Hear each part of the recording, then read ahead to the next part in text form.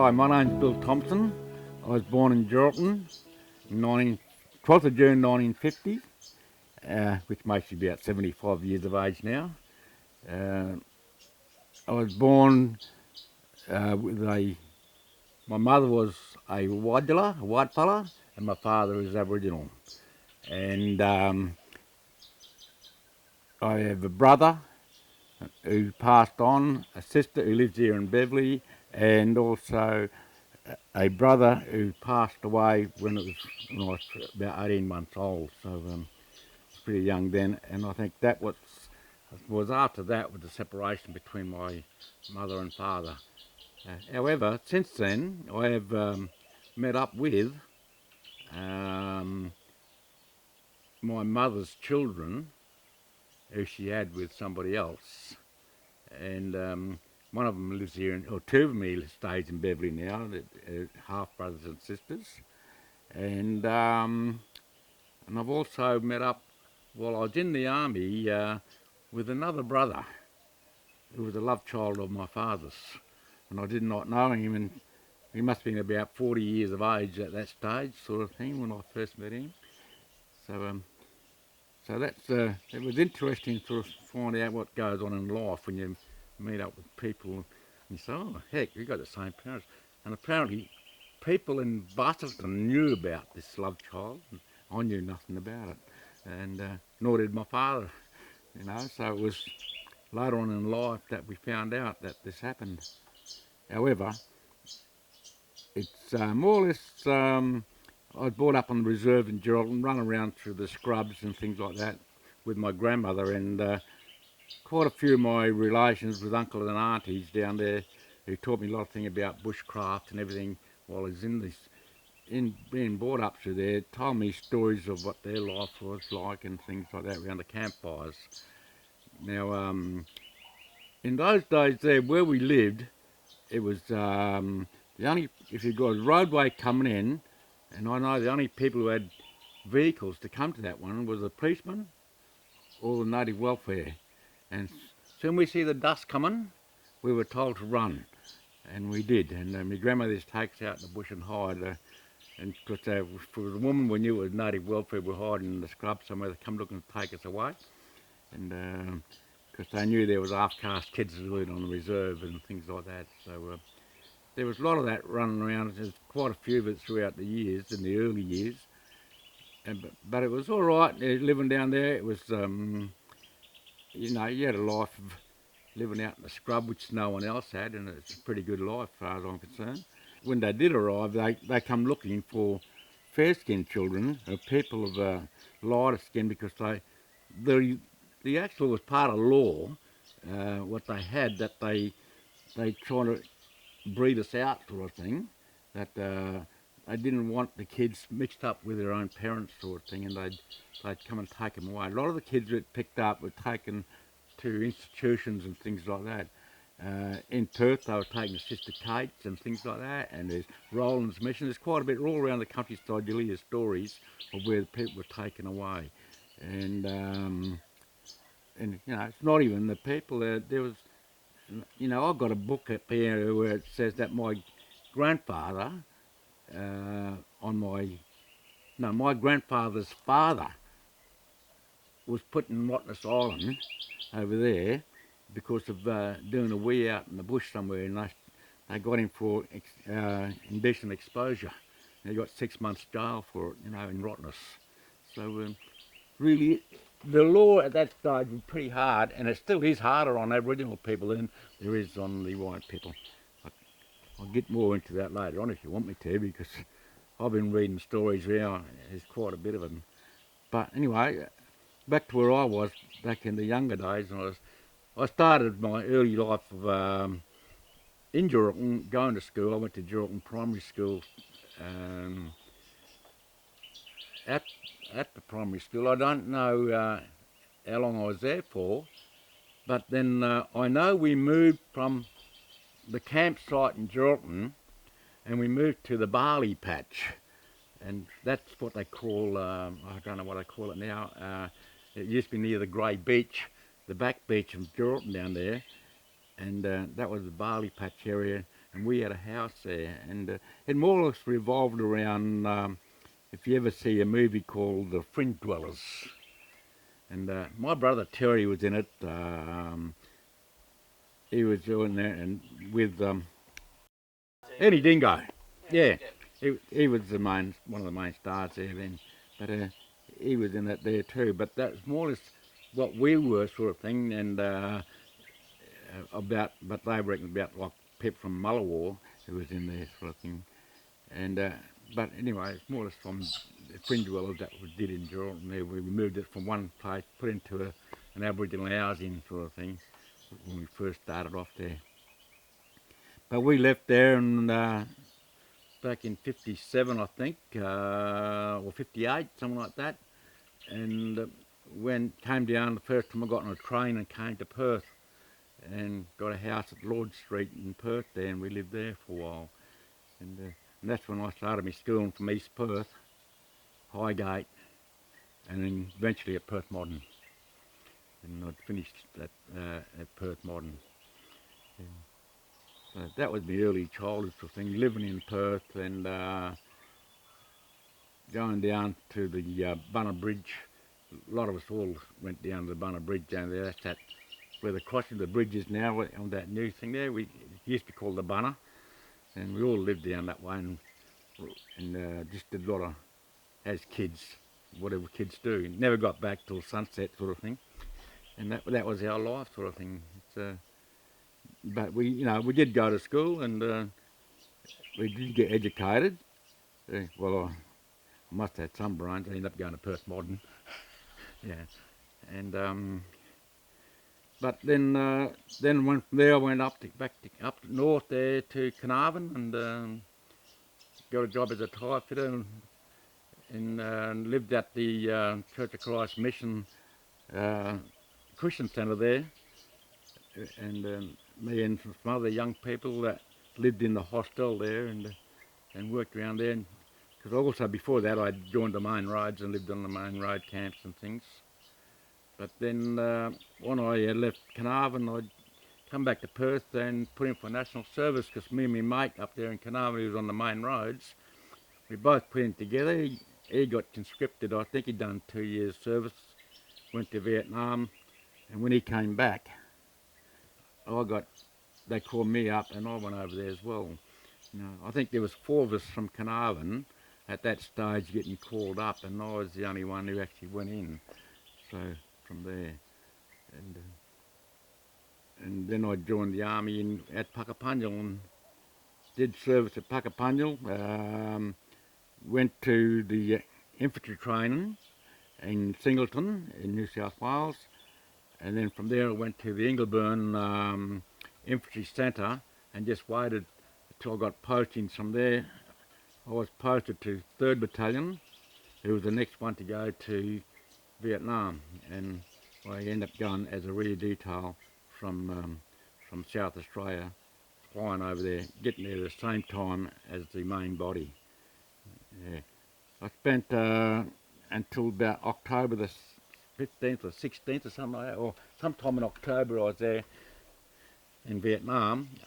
We were on Operation Overlord in '71, and that was on the 6th of June. They called it Operation Overlord from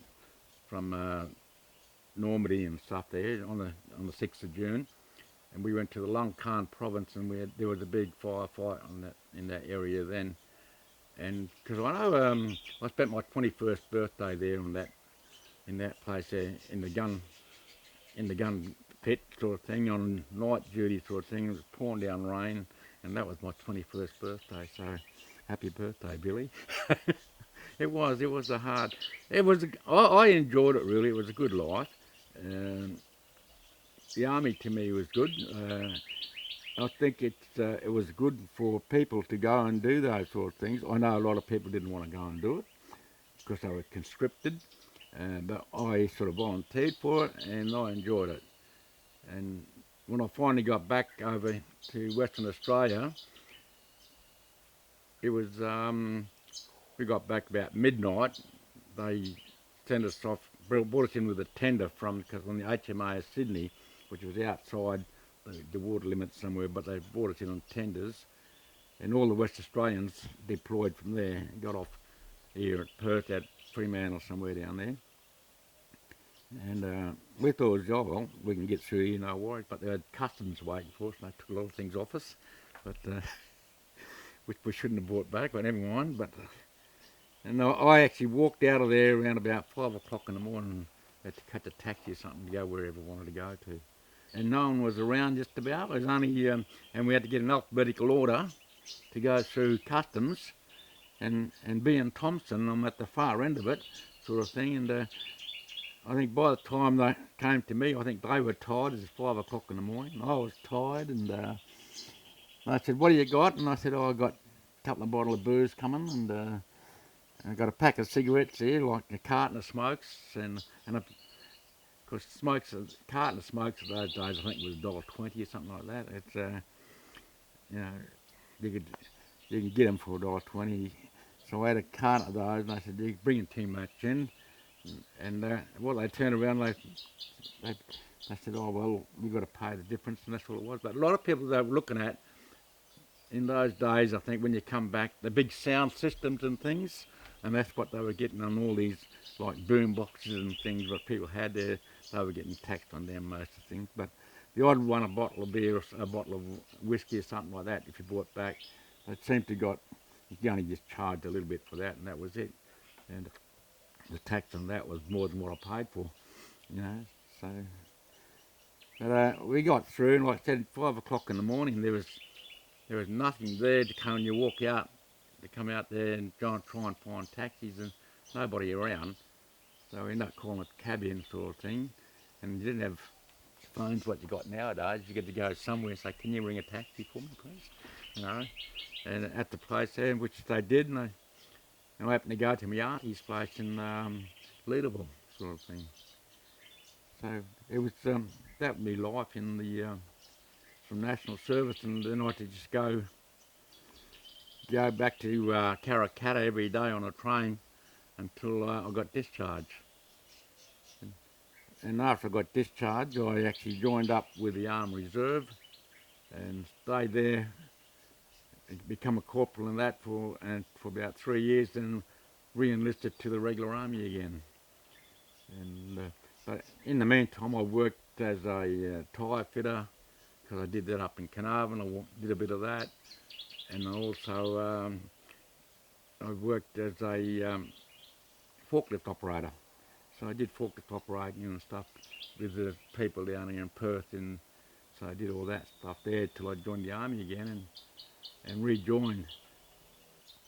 I enjoyed that life. I was in the Armed Reserve, and that was only once a week or something like that, and or weekend or month. I forget now what it was now when we were doing it on a Tuesday night or sort of thing. And so we actually, and I don't know, but it just happened that I had my mates were no longer there with me, so I really joined up again, and went over east, and this time I got posted to again.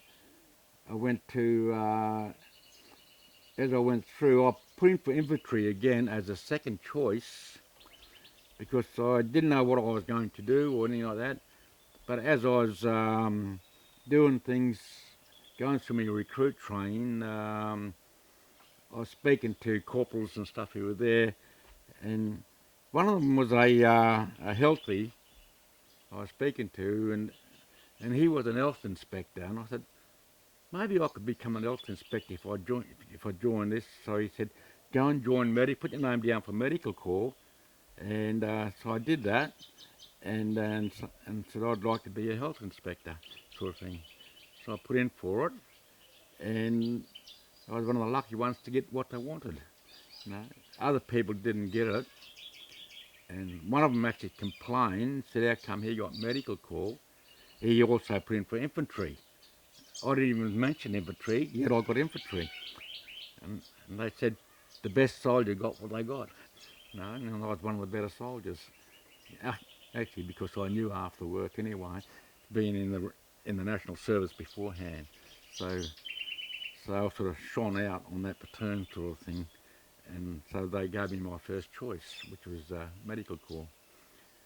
But even going through, at Healesville, going through medical corps, I topped the class in Army Health, which was in that section of it. I got the highest score there, but they sent me to medical instead. You know, they turned around and said, "You got medical." And I said, "Oh." I said, "Why is that?" They said, "Well, because you're married." By that stage, I'm married. When I got out, of the army the first time, I got married and I had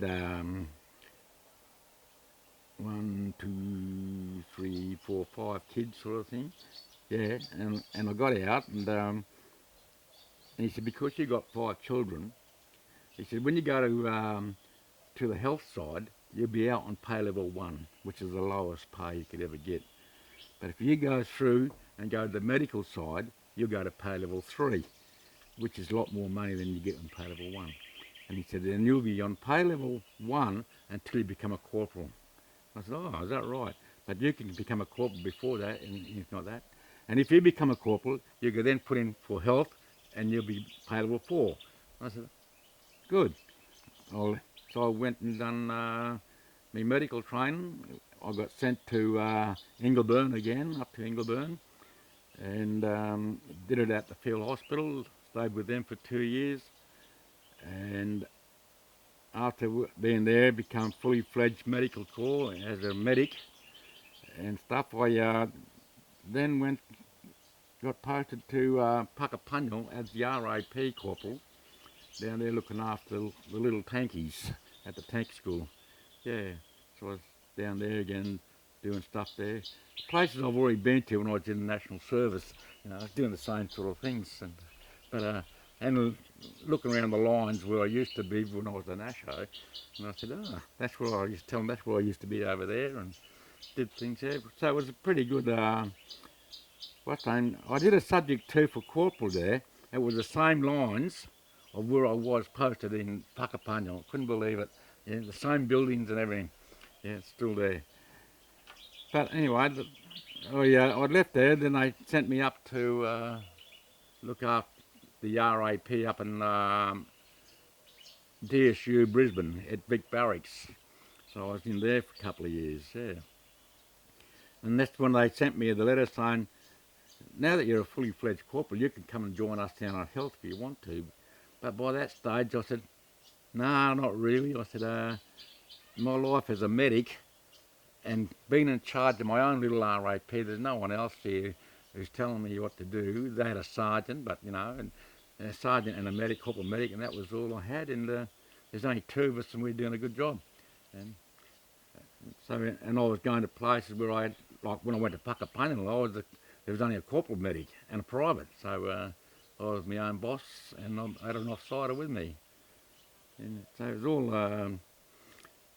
So I didn't worry about being a healthy no more. It was even though I knew a lot about Army Health, what they did and things, but and as you get through, after about 18 months being in the medical corps and as a med assist, once you get proficient and stuff like that, you can go to pay level 4 anyway. So I got pay level 4 as a thing there, and I got all my promotions as a med assist throughout the things there. I got posted over. I went to 1 RAR with infantry, and I got posted around the places and things. And because they knew I was infantry, they wanted me to say, "Why don't you come up as a medic up here?" And we're doing an exercise. I met up with a colonel who was he knew me as a medic at Puckapunyal at the centre at the Westone Centre, the School of Armoured Corps. And he said, "Tomo," he says, "what are you doing?" And I says, "Oh, I'm enjoying myself up here." He says, "You're living in a foxhole there with the grunts." I says, "I've done it before, sir." And he said, "I could make you a sergeant today and put you back into armoured corps when I come down." I like my life with infantry here, so I'll stay as a medic. Yeah, and he wanted me to go as a medic with armoured, and I said, "No, I'll stay where I am." It is. I've only got another 12 months here, sort of thing. Then I'll get posted out anyway. So I've met quite a few people up there, and there was one thing there. One day I was up there, and they got the new brigadier in, and so we all had to be dressed up, coming through the lines, and all get proud because if you got medals, you got to wear them.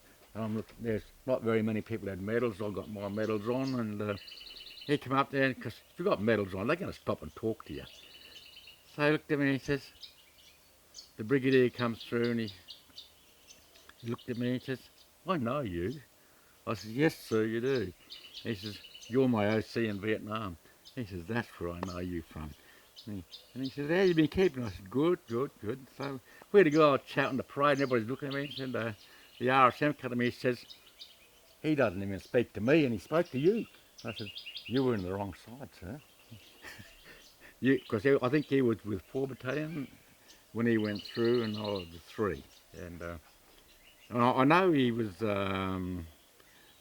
there was a couple of us there. It was, I met up with one of the guys with me, and I heard him talking there one day.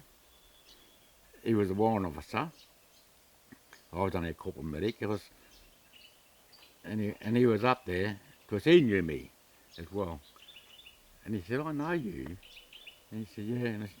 And he said, I'll never forget a face. He said, yeah. I said, I was with 3 Battalion. He said, no, so was I. He said, we were both in 3. He said, yeah.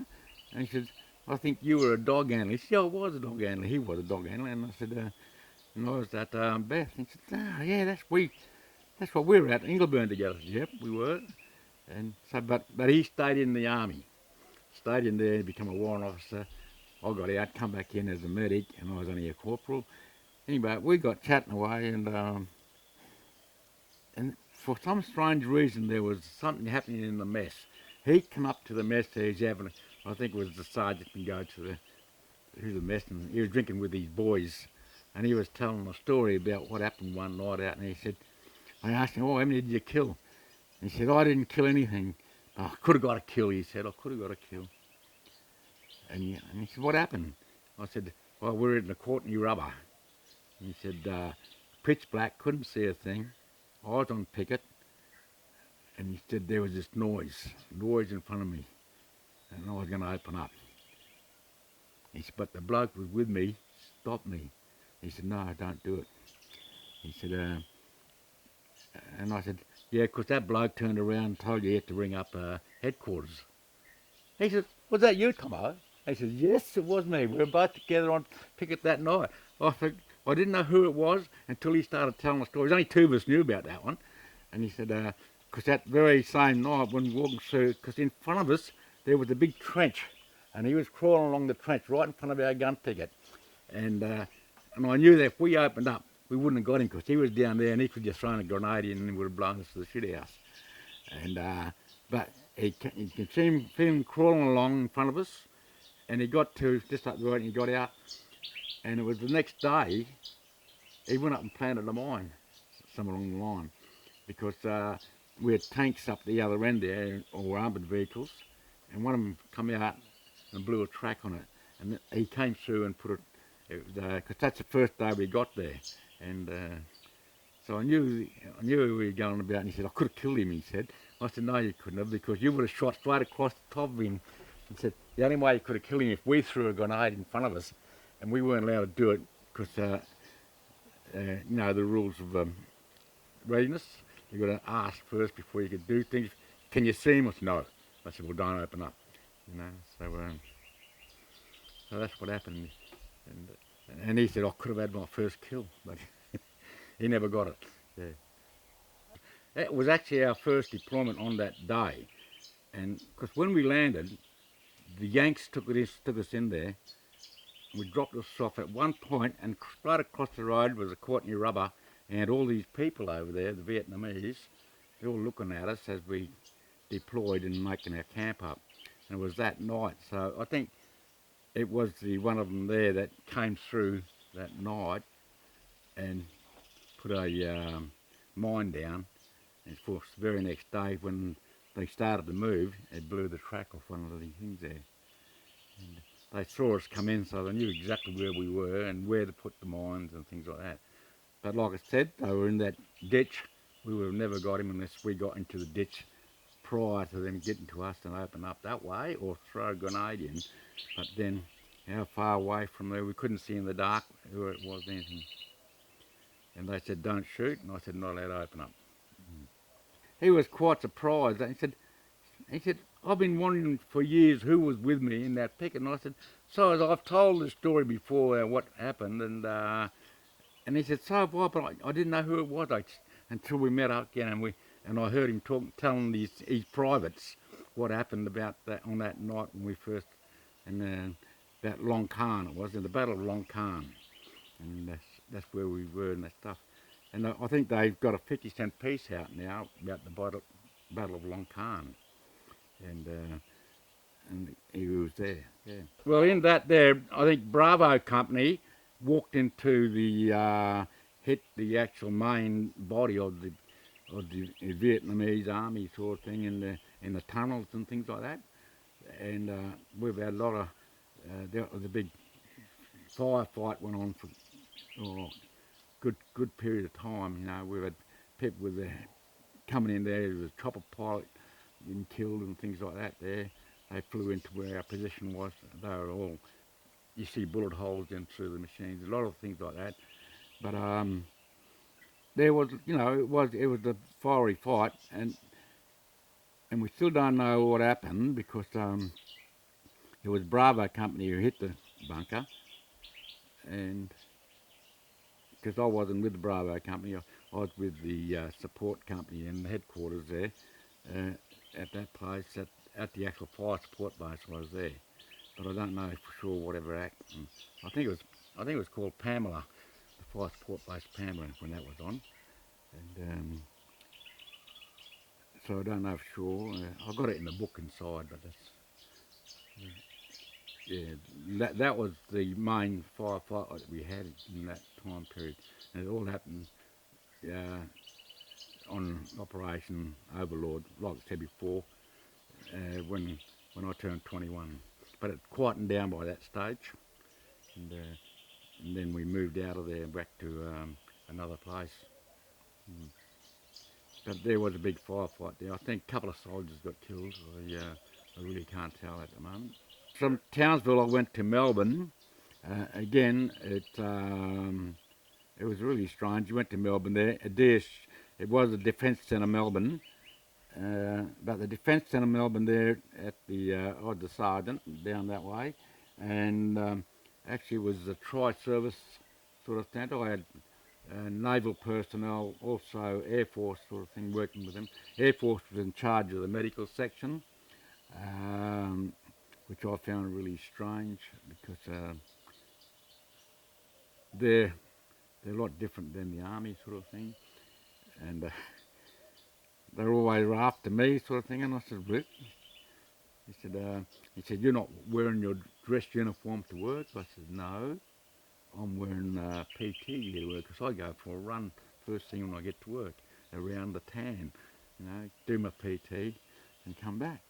And he said, "You wear your uniform, then you get changed, then you go." I said, "No, I'll get a ride in on public transport."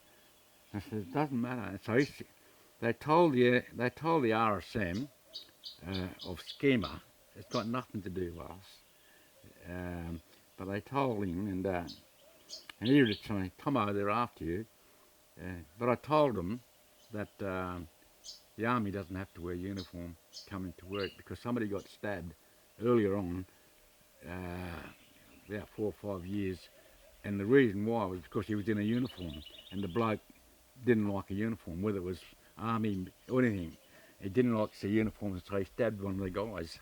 And so we were told, well, when coming to work, you don't bring what's name, but Air Force didn't put that rule out, and I said, I'm still army. You know, and I said, and you know, like a bloke rang me up and come and saw me, and he said, I'm feeling crook.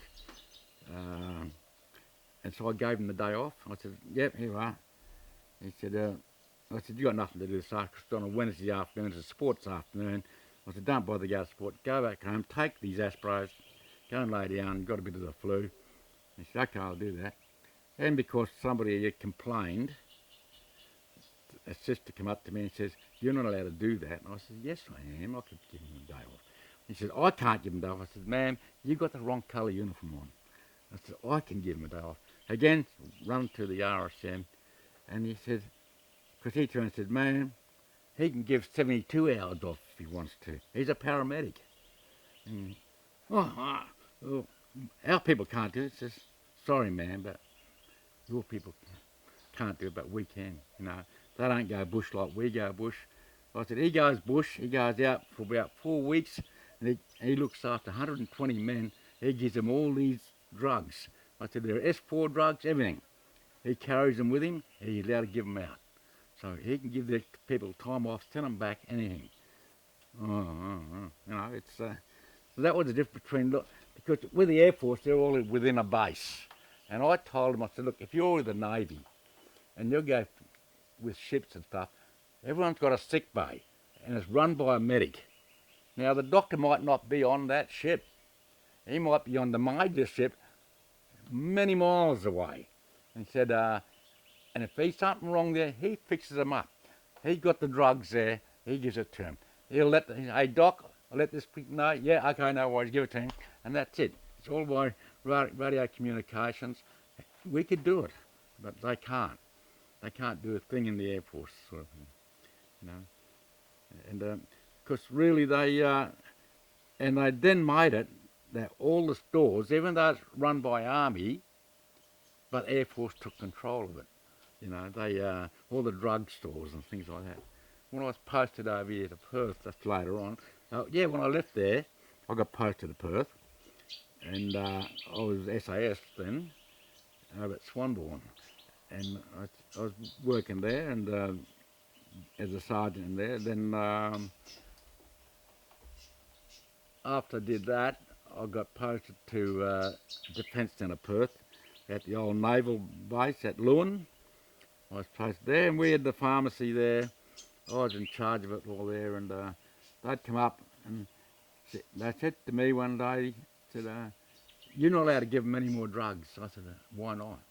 He said, I just got the ruling that we can't give out any drugs, only the pharmacists.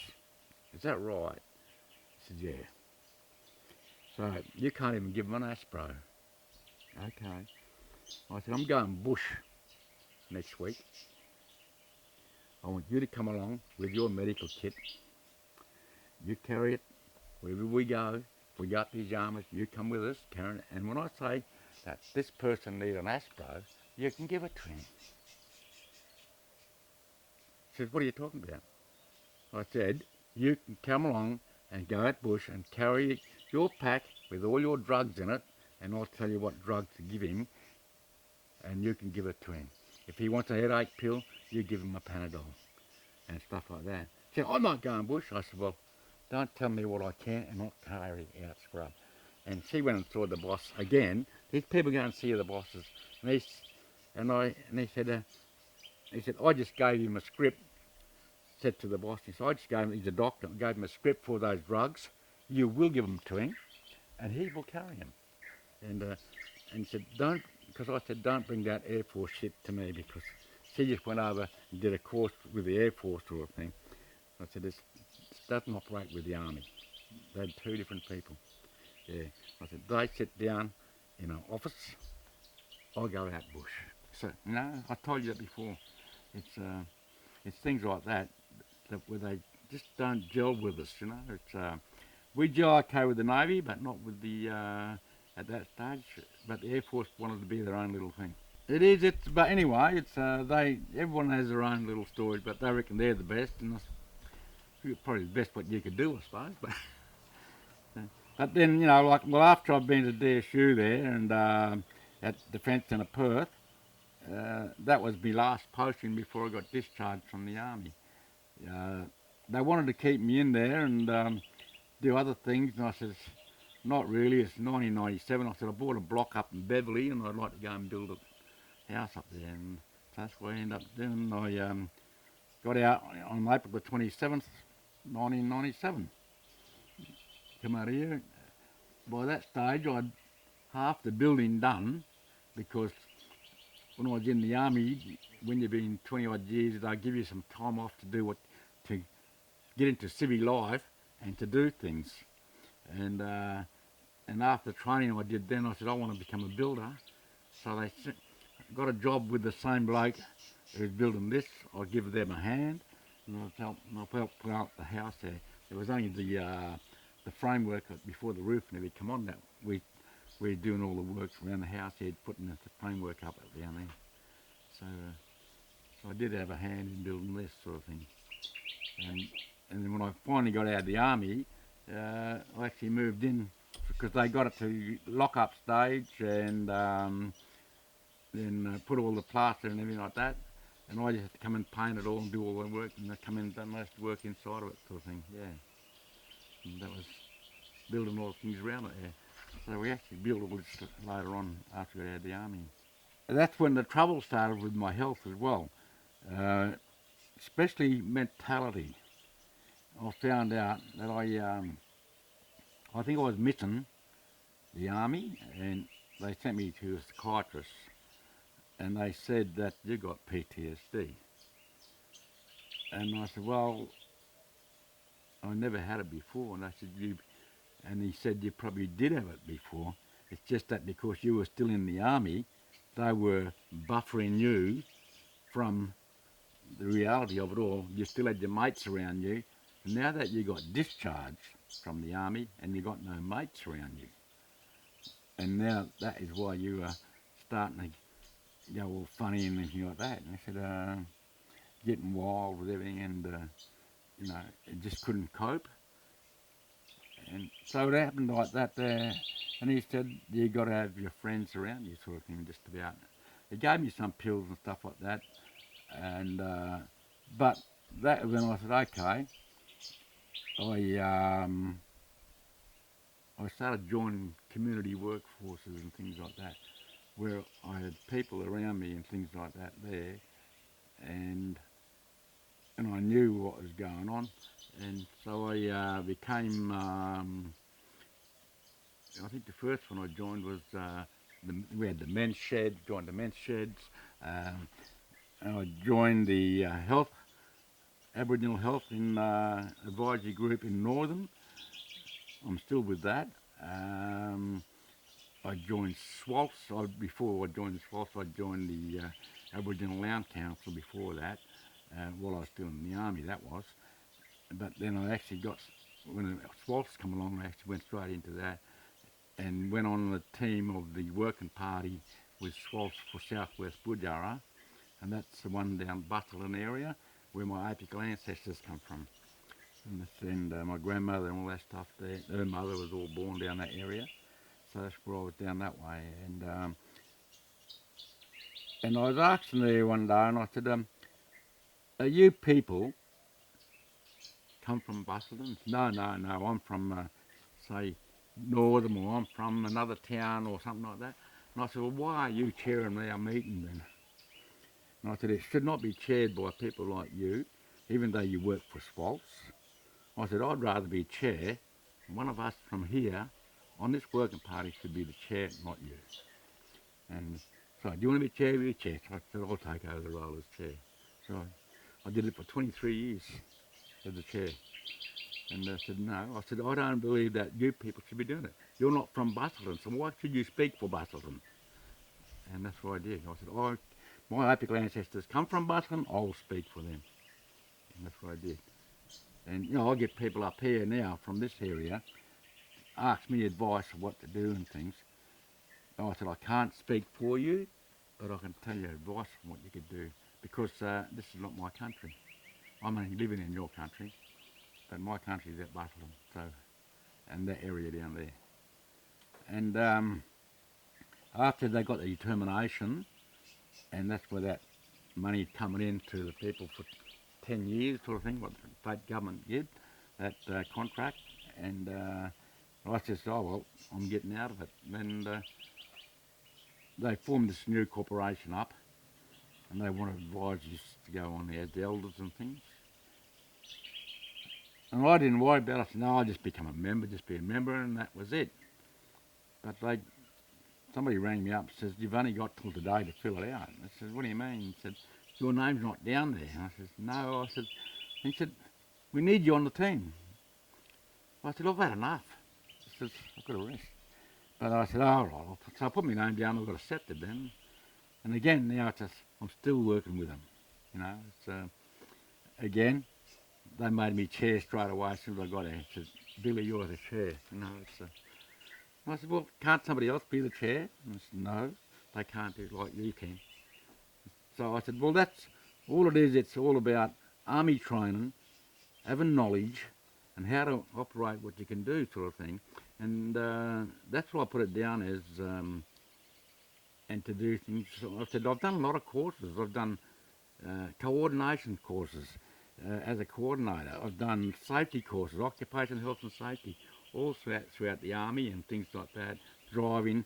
I said, we go for a driver's licence there. It's not just to go for a little drive. It's a 6-week driving course. You know, you're taking tyres off the trucks. You're fixing up the wash tanks. You're doing all this getting out of bog situation. They bog a vehicle, you've got to get it out of it. You know, you've got to use your out and do things. And even dangerous goods now, you've got to have dangerous goods, you've got to have a certificate, 100% pass on that. So it's everything before you get the licence. So you just don't go there and say, oh, get this licence. It's not like, it's no longer in a Wheaties packet. You know, you've got to earn it. Yeah, it is. That's what you get when you're in the army. They do things thorough. It is. It's very thorough. But I've done all these things like that, and like I said, I've been on. I'm also at the moment on the chairperson for the Aboriginal Southwest Woodjard Trust Fund. I'm still the chair of that. I'm the chair of CAC committee down at Curry Karak, and I go to these other meetings. I've been at the state health meeting over here. I'm at the local health advisory group up here in Beverley, and so there's a lot of health groups I'm in, and also Aboriginal groups there. I was on the Wadjamup project. Like I said, my great grandfather was over at Wadjamup, and he come out of there, and he actually he went mad being over there because he's screaming out for his wife, who was. When they take him away, the wife just lived on the beach waiting for him, sort of thing. And when you get loose from up there, they come out, they just drop you off. And you might come from Port Hedland, you might come from anywhere in the state, they just drop you off there. You make your own way back. You know, you got chucked in there for being a blackfella, and that's all it is. You know, a white man going to fish in the park, or you get to relieve himself. Blackfella does it, decent exposure. You know, with that white bloke up in Northern Territory. I don't know if you've seen that story. Bandy, or his name is, the other day. He killed an Aboriginal guy, run him over, threw him up in the air. He ended up dying. His mate with him, it was Cook in hospital, and he got 12 months good behaviour. And I said, if an Aboriginal person done that, killed a white person, they would have lost the keys on him. You know, and they are, and we just found out that the Attorney General is related to that white boy. The Attorney General of Northern Territory was related to that. What can I say? To tell you a story. You know? And he wrote on he texts people. He says, it's people like me who wipe these people out and doing good for this country, you know. And he said that's too more won't get a walk out in the street. They can walk somewhere up the road there before they can cross the street. They expected me to stop for them, to bugger them. You know, he hit and kept driving, and he texted and telling his friends, you know, another nigger gone. You know, it is. It's so you know, you get people like that. It's everywhere. I was telling my friend last night. She's asked me what it was like, and I said, well, it's like anything. I said that they wanted me to become a recruiter. when I was leaving Perth. They want me to recruit Aboriginal people into the system. And I said no. I said I could talk to them, but I'm not going to recruit them in. I said, they got their own minds whether they want to join it up. And I said, because after them are racists. And it's not, but we're a non-racist organisation. We've got to have, say, about 7 or 8% of the army or services Aboriginal people. I said, yes, you can. But they can join up voluntary. But, you know, you don't need a black fella to go and tell them about it, because I go and tell them about it, and they get in there and they get treated bad. They're going to come back and spear me, you know. It's I said, no, it's not. And I said, but we're not racist. I said, people are racist all over the place. I said, you got people who's in the police force now. They had these Aboriginal liaison officers and stuff when they first come out. And they get around the room there and says, okay, let's go get these black people. Not actually get further on sort of thing. And they said, but you people are okay because you're working with us. No, I said, but the other people, they're bad news. I think so then, even though that they need people in the system, they still go out and chase these people up there, and because they've got dark skin. You know, it is. There's no such thing as non-racist within the system. It is. You might say it's a non-racist force. However, the people within it, some of them are racist. And I said, it's in all walks of life and everything. And, you know, like I said, it's when they say welcome to country and stuff, it's not welcome to your Australian country. I said, I keep telling people I'm not an Australian. I said, that's a white man word for this country, an Australian. I was born here, yes, but wasn't even recognised in the book when when I was born. Aboriginal people weren't even recognised. It wasn't until 67. I was 17 years of age, for goodness sakes.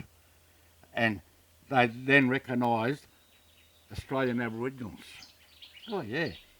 But anybody born after 1967, they're Australian Aboriginals. I was born prior to that. And then to come The Voice. They'd come along and they still didn't recognise the Aboriginals through The Voice. I said, so you still haven't recognised me yet. I am still non-Aboriginal. I should think, why am I paying taxes? Because it was our country before you people come, you know. And it is, it's, you know, and they could go back where you come from. Well, really? Where did your ancestors come from? Go back there. It's, they turned around and said to me, even at the men's shed down here, they said, without us, you wouldn't have all this stuff here around you now. And I said, is that good or bad? Well, you wouldn't have TV, you wouldn't have cars. I said, we didn't need them in those days. I said, it was pristine country. I said, 250 years you've destroyed this country. It's going downhill that fast. Poof. I said, how come it's been alive for 60,000 years and now all of a sudden it's going downhill?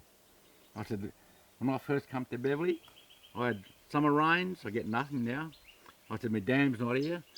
All my yabbies are gone. I said, no. I said, and I told them the other day about that thing in South Australia about all that algal bloom there. I said, why don't they find the companies who's let the stuff out into the ocean? You know, that's all it is. It's all that crap that's going out into the ocean. They get away with it for free. I said, they rape this country, take everything out, just so you could have money. And I said, it's the rich who get rich. The poor are going to get poorer. So, and I put down, if you've got knowledge, share it. Share the knowledge that you have. And this is why they keep putting me on as a chair, because you know that knowledge. You know, none of us could do it the way you do it and say things. Because I've had lawyers come up saying, we want blah, blah, blah. I said, excuse me, but I'm the chair. You do my way. You're here to advise me on law. That's all you're here for, not to run my show. Oh. So they soon shut up. You know, it said, well, that's what I said. It's not a lawyer-run job. He said, you tell me if I'm right or wrong. If I could do it this way, if I can't, then we'll go, you tell me the right way and I'll bring that out in the thing there. It is, and the other guy said, I wouldn't have told him. I wouldn't have the guts to tell lawyers that. And I said, well, if you're the chair, you be the chair. One of them got up and said, I'm your elder. You got to respect me. I says, I know you're my auntie and my elder. However, you respect me as the chair. Otherwise, you take over as the chair or keep quiet. And she kept quiet. You know, even though she was my auntie. You know, she didn't, because I stopped them from, she was talking to somebody and I said, that's got nothing to do with us here at this meeting. And that's when she went mad at me and I said, well, you be the chair, I'll step down and we'll listen to you. But people, then I said, with respect to what you say. And I said, it's a two-way respect. I listen to all you people. You respect me as well, as a chair. So my job is to come up with a better answer after listening to every one of you. And that's my job. Give them an answer what the other people want to hear. You give me advice, I take it in, then we'll come up with an answer. I think we all used to come up here on birthdays and things like that. I've got a fire pit outside come June, and got logs of wood chuck in there, have a happy hour at the back, and that used to happen there, even on show days and things like that. But again, they're getting older, and the kids are getting, I've got no more little people. Little people now, big people, so even got grandchildren and great-grandchildren sort of thing as it is. And but you live life, and like I said, life is there meant to be lived and live it to the fullest. That's what I tell my kids how they do it. You've only got one life, live it well and live it to the fullest. Get the most out of life that you can, because it's not going to be very long.